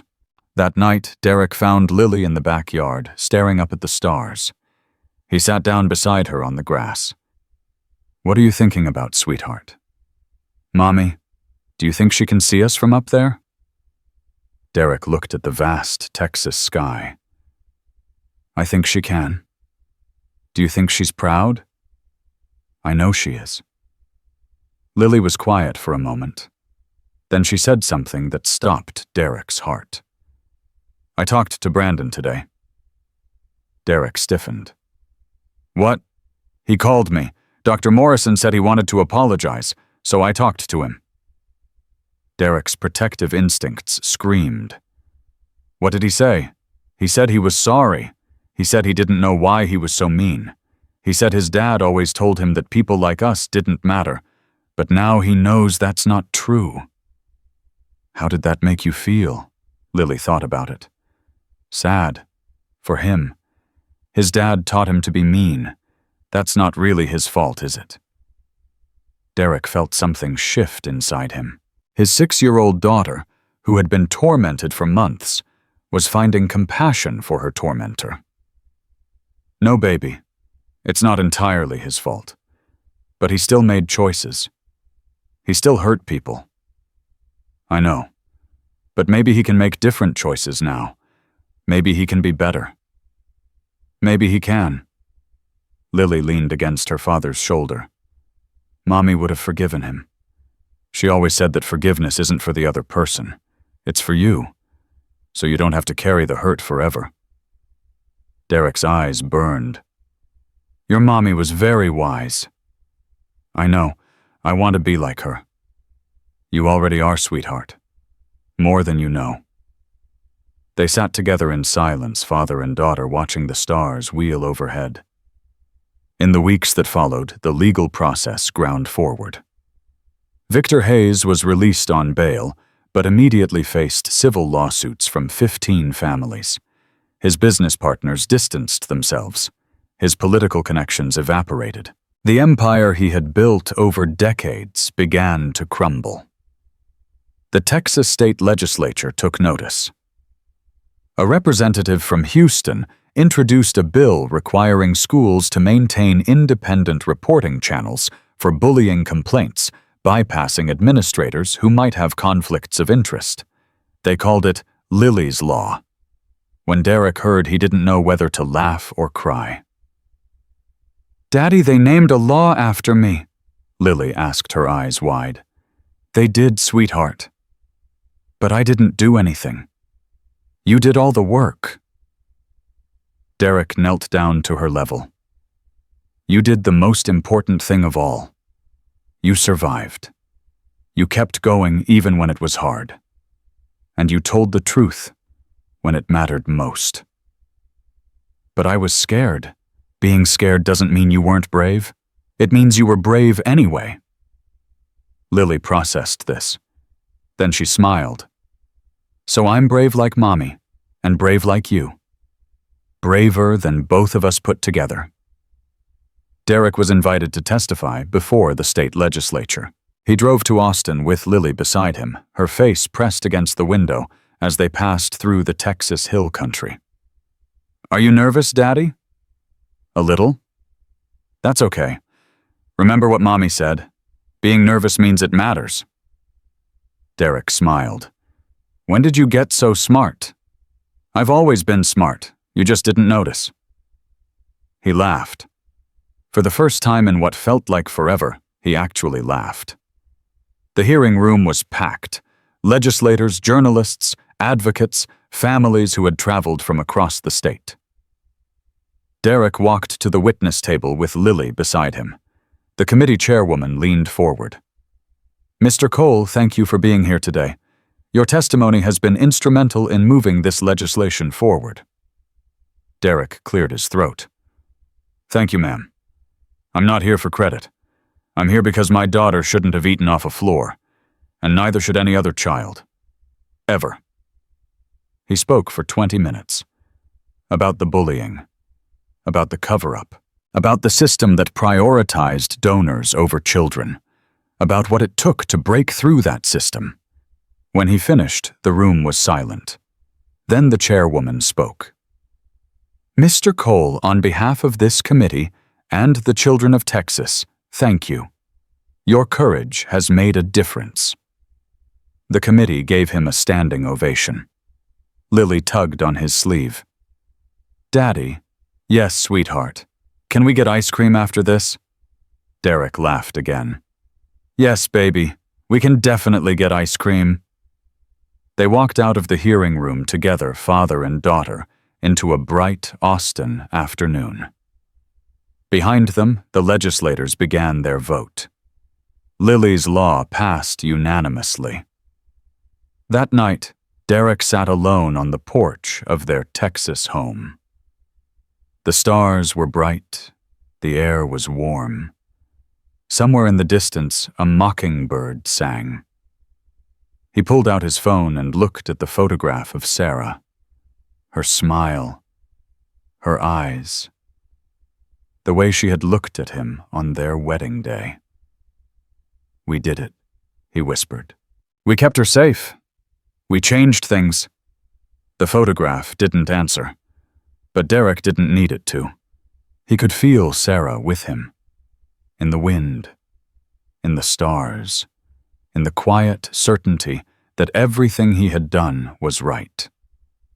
He closed his eyes and let the peace wash over him. Tomorrow would bring new challenges. The trial, the ongoing investigations, the long work of rebuilding a community. But tonight, Derek Cole allowed himself something he hadn't felt in months. Hope. Real, genuine, unshakable hope. For Lily. For their future. For the promise he had made and kept.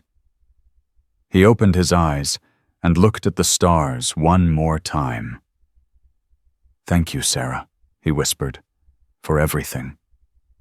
And somewhere, somehow, he could have sworn he heard her whisper back, "I love you. Both of you. Always." 1 year later, Derek Cole stood at the entrance of Pinewood Elementary with a stack of picture books tucked under his arm. It was the first Monday of the month. Reading Day. He signed in at the front office, clipped the visitor badge to his leather vest, and walked down the hallway toward the first-grade classroom. The walls were covered with student artwork now. Bright colors, happy faces, messages about kindness and respect. A different school than the one he had walked into 14 months ago. Mrs. Chen, the first-grade teacher, met him at the door with a warm smile. "Mr. Cole, the kids have been asking about you all morning. Sorry I'm a little late. Traffic on Route 9. You're never late. You're always exactly when you need to be." Derek stepped into the classroom. 22 faces looked up at him with anticipation. "Mr. Motorcycle Man," a little boy in the front row shouted, "are you going to read the Dragon book today?" Derek laughed and held up the stack. "I brought 3 books. You get to pick which one we start with." He settled into the reading chair as the children gathered around him on the carpet. Their eyes were bright, trusting, innocent. The way children's eyes should be. As he opened the first book, Derek caught sight of something on the wall, a poster with photographs of community volunteers. His own face smiled back at him from the corner. Underneath, in a child's handwriting, "Mr. Cole helps us be brave." He swallowed hard and began to read. After the reading session, Dr. Angela Morrison caught him in the hallway. "Derek, do you have a moment?" "Of course." They walked to her office together. It was different from Hartman's office. No golf trophies, no donor plaques. Just books, student artwork, and a sign that read, "Every child matters here." "I wanted to update you on something," Dr. Morrison said, closing the door. "Brandon Hayes completed his behavioral program last month." Derek felt his shoulders tense. "And he's been accepted to a specialized school in Houston, a fresh start, New environment. Ongoing support. How's he doing? Dr. Morrison paused. Better. Not fixed, not healed, but better. He wrote something in his exit interview that I thought you should hear. She pulled out a piece of paper and read aloud. I hurt people because I thought that was what strong meant. My dad taught me that power was taking what you wanted and making people afraid. But I was wrong. Real strength is standing up for people who can't stand up for themselves. I learned that from a man I never met, a man whose daughter I tormented. If I could talk to him, I would tell him I'm sorry. And I would tell him thank you. Because he showed me what real courage looks like. Derek's throat tightened. He didn't know what to say. Dr. Morrison folded the paper. Cycles can be broken, Derek. You broke one. And in doing so, you might have saved 2 children instead of 1. I don't know if I can forgive him. Not yet. Forgiveness isn't required. Understanding is enough for now. Derek nodded slowly. Thank you for telling me. When he left the school and sat in his truck for a long moment thinking about cycles, about pain passed down from father to son, about the choices that break those cycles or perpetuate them. His phone buzzed. A text from Marcus. Chapter meeting tonight. We have news. The clubhouse was packed when Derek arrived. Brothers from across Texas had gathered their motorcycles filling the parking lot. Marcus stood at the front of the room, his face unreadable. Brothers, I have an announcement. As of today, the criminal case against Victor Hayes has concluded. The room went silent. He pled guilty to 3 counts of witness intimidation and 1 count of conspiracy to obstruct justice. He's been sentenced to 4 years in federal prison. Cheers erupted. Men who had stood silent at that school board meeting now roared with satisfaction. Marcus raised his hand for quiet. But that's not the only news. The civil lawsuits have also been settled. 15 families will receive compensation, and the Hayes family has agreed to fund an independent child advocacy center in Ridgeview to be operated without any Hayes involvement for the next 20 years. More cheers. Derek sat in the back, absorbing the information. 4 years. Victor Hayes would spend 4 years behind bars. It wasn't enough. It would never be enough for the children he had helped torment through his protection of Brandon. But it was something. It was accountability. It was a message that money and power couldn't buy immunity forever. Marcus caught his eye and walked over. How you feeling, brother? Complicated. Yeah, just as usually is. Derek looked around the room at his brothers. Men who had ridden hundreds of miles to stand with him. Men who had risked their own reputations to fight for a 6-year-old girl they had never met. I couldn't have done this without you. Without all of you. Marcus gripped his shoulder. That's what family does. We show up. We stand together. We don't let the bastards win. What happens now? Now we keep doing what we've always done. We protect people. We stand up for the ones who can't stand up for themselves. And we remember that sometimes the most powerful thing you can do isn't throw a punch. It's tell the truth. Derek nodded. I think Sarah would have liked that. I think Sarah would have been proud as hell of you. That night, Derek went home to find Lily waiting on the porch. She had grown in the past year. Taller, more confident. The haunted look that had shadowed her eyes for so long was gone, replaced by something brighter. Daddy Sophie's mom said she can sleep over on Friday. Derek scooped her up. That's great, sweetheart. And guess what else I made the soccer team? You did. I'm the goalie. Coach Martinez said I'm the best at blocking because I'm not afraid of the ball. Derek laughed. Not afraid of anything, are you? Lily thought about it seriously. I'm still afraid of spiders, and that weird noise the refrigerator makes at night. Fair enough. They went inside together. The house felt different now, warmer, more alive. Derek had finally unpacked all the boxes from Arizona. Sarah's photographs hung on the walls. Her cookbook sat on the kitchen counter. Her presence was everywhere, not as a ghost, but as a blessing. Lily ran to her room to change out of her school clothes, and Derek stood alone in the kitchen, looking at Sarah's photograph on the refrigerator. "We made it," he whispered. "We really made it." The next morning brought an unexpected visitor. Derek was making breakfast when the doorbell rang.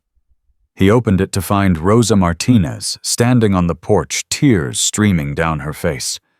"Rosa, what's wrong?" She threw her arms around him. "They dropped the charges. Miguel's record is completely clear. The school admitted they falsified disciplinary reports to discredit our complaint." Derek hugged her back. "That's wonderful news. It's because of you. Everything that's changed, it's because you wouldn't back down. It's because of all of us. Every family that spoke up, every teacher who testified, every person who refused to stay silent." Rosa pulled back and wiped her eyes. "Miguel asked me to give you something." She handed him a piece of paper. A child's drawing. 2 stick figures, one big and one small, holding hands. Underneath, in careful letters, "Thank you for being brave." Derek's eyes burned. "Tell him I said he's the brave one." "I will. And Derek, thank you, from the bottom of my heart." After Rosa left, Derek sat at the kitchen table, looking at the drawing. Lily wandered in still in her pajamas. "Who was that?" "Miguel's mom. You remember Miguel, the boy who got bullied before me?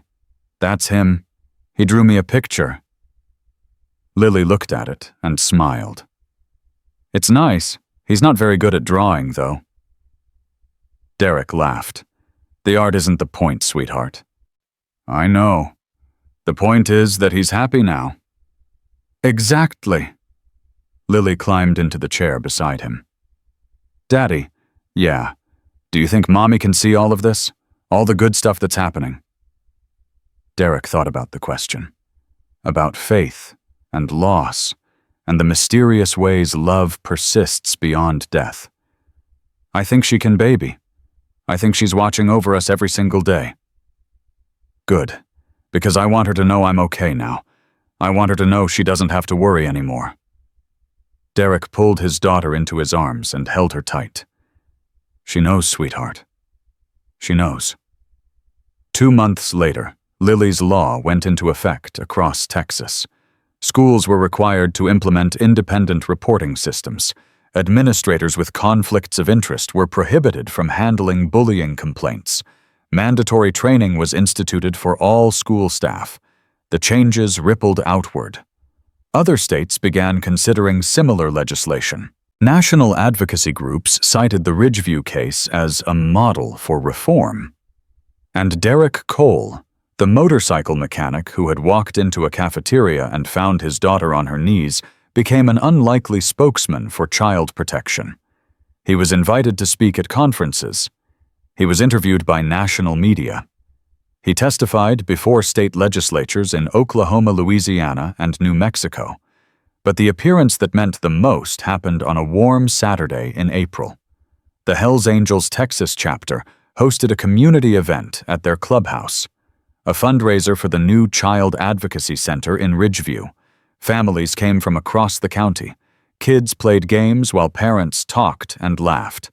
Derek stood by the grill, flipping burgers, watching Lily run through the crowd with Sophie and 3 other friends.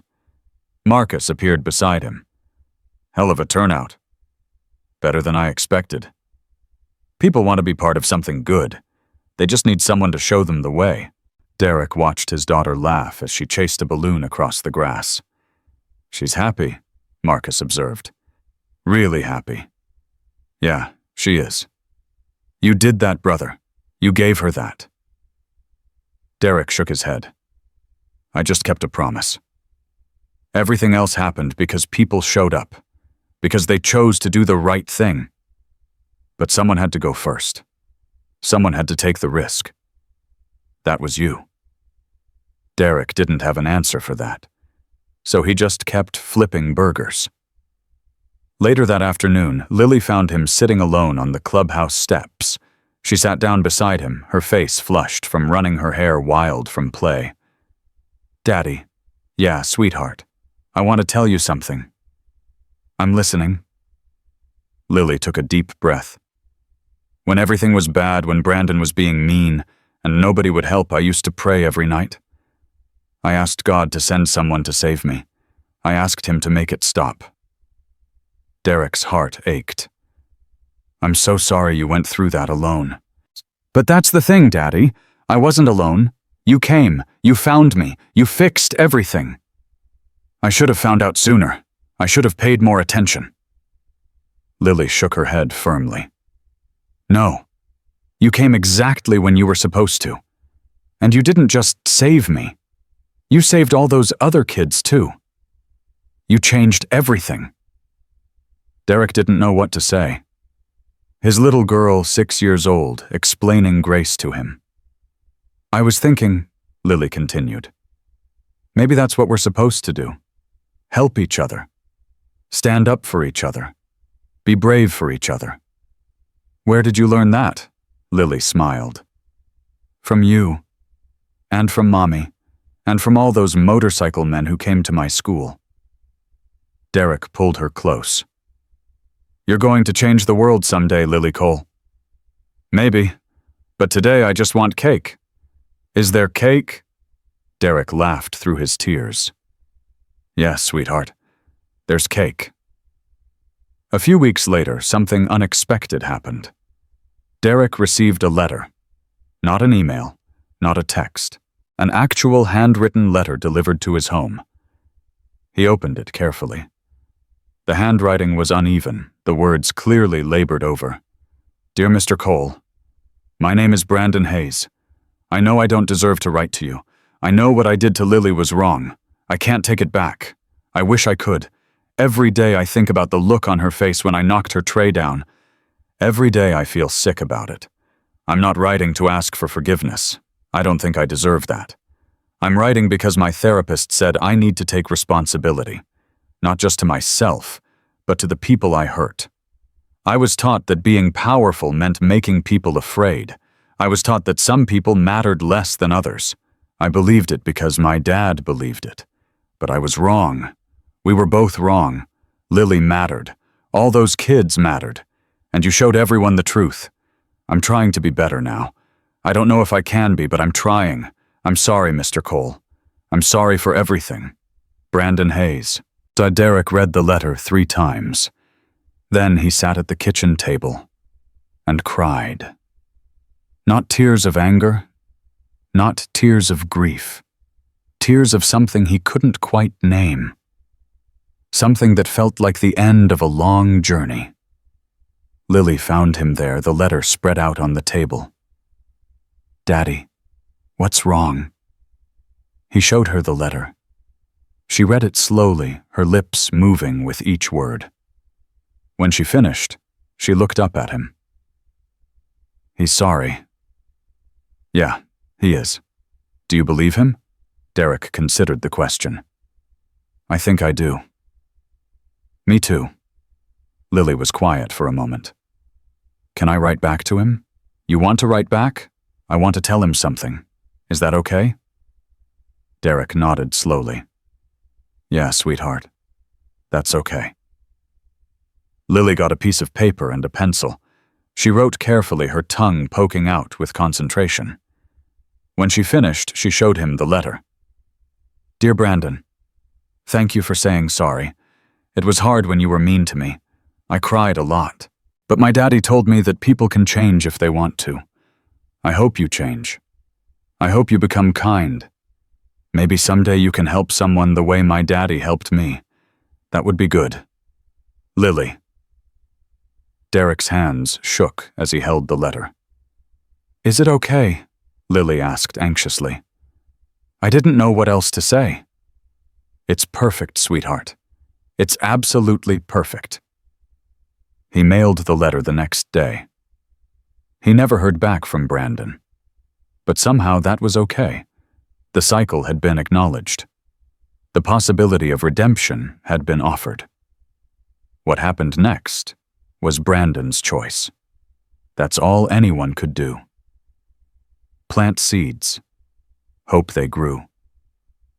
On the 1-year anniversary of the school board meeting, Derek took Lily to the cemetery in Arizona. They stood before Sarah's grave, the Texas sun warming their backs.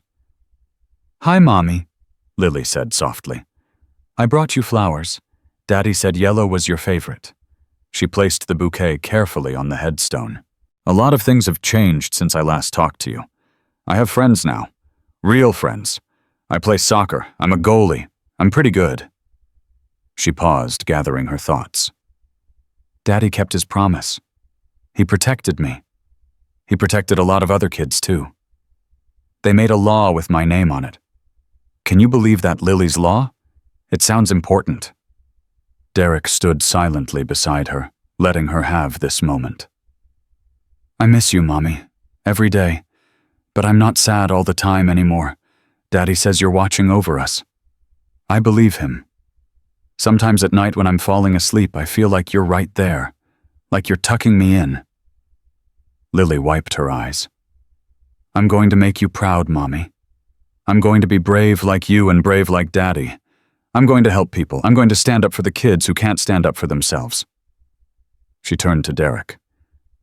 "Can I have a minute alone with her?" Derek's heart clenched. "Of course, sweetheart." And he walked back toward the truck, giving his daughter privacy to say whatever she needed to say. When she finally joined him, her eyes were red, but her face was peaceful. "Ready to go home?" he asked. "Yeah, I'm ready." They drove in comfortable silence for a while. Then Lily spoke. "Daddy, yeah, thank you. For what, sweetheart? For everything, for not giving up, for keeping your promise, for being my daddy." Derek's vision blurred with tears. "Thank you for being my daughter, Lily, for being brave, for teaching me what really matters." Lily smiled and leaned her head against his shoulder. "We make a pretty good team, don't we? The best team in the world." They drove into the sunset together, father and daughter carrying the love of a woman who had taught them both what it meant to fight for the people you love. Now, before you go, there's something I want to ask you. If this story meant something to you, if it stirred something in your chest, if it reminded you of your own past, or made you think differently about what it means to stand up, I want to hear from you. Tell me who your protector was, who stepped between you and the hurt when you needed it most. And if no one did, if you had to weather the storm alone, tell me what you wish someone had done. Tell me what would have made you feel safe. And if you believe children like Lily deserve protection, if you believe bullies and the adults who enable them should never win, then I'm inviting you to stay. Subscribe, comment, share this story with someone who needs to hear it. Because I'm going to keep telling stories like this. Stories about ordinary people choosing courage when silence would have been easier. Stories about justice born not from fists, but from truth and community. Stories about what happens when the overlooked are finally seen. One like, one comment, one share. That's you saying, "I stand with Lily. I stand against cruelty. I stand for the children who can't stand for themselves." And in the end, that's what this story was really about. Not motorcycles, not courtrooms, not viral headlines. It was about a father who made a promise to his dying wife and kept it. It was about a little girl who learned that her voice mattered. It was about a community that chose to stand together when it would have been easier to look away. It was about the simple, powerful truth that love is stronger than fear, that truth is stronger than money, and that ordinary people doing the right thing can change the world. Derek Cole wasn't a hero. He was just a father who refused to let his daughter suffer in silence. Lily Cole wasn't special. She was just a child who deserved to feel safe. But together they proved something that matters. They proved that one voice raised in truth can break through any wall of silence. They proved that standing up for what's right is never wasted, even when it's hard. And they proved that the promise we make to protect our children is sacred. Sacred enough to fight for. Sacred enough to sacrifice for. Sacred enough to change the world for. That's the legacy of Derek and Lily Cole. That's the legacy of every parent who refuses to look away. And that's the legacy waiting for anyone brave enough to stand up and say, "Not my child, not any child, never again."